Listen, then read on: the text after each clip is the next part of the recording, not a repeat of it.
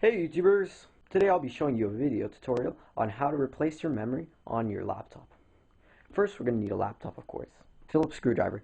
Big Phillips screwdrivers won't work, so we're going to use the small one in this tutorial. Also, the last thing you'll need is a memory stick. So let's get started. Flip the laptop behind, make sure it's unplugged, and pop out the battery. You'll see on your laptop. On mine, I have a slot here that keeps the memory here and has a vent. Some laptops might be behind here, but for mine, I will remove this. So let's get removing. You'll twist this around. This might be a little bit difficult if you had never opened this in a while.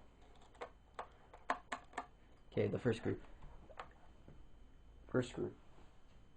Put them somewhere that you won't lose them, just in case, because you don't want your memory falling out.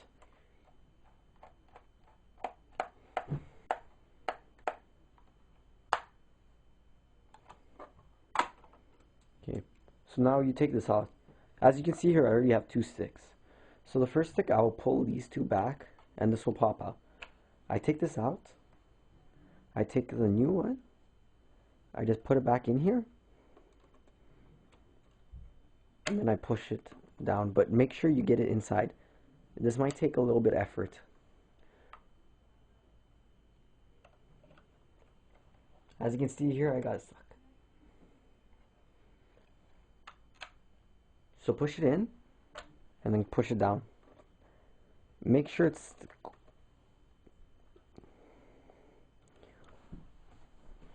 So now let's put the cover back on.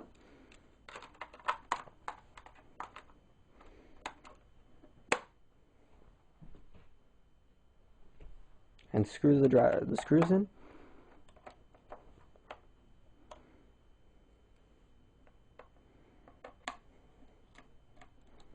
And there you have it. You've now changed your memory on your laptop. Hope this helps you. Bye.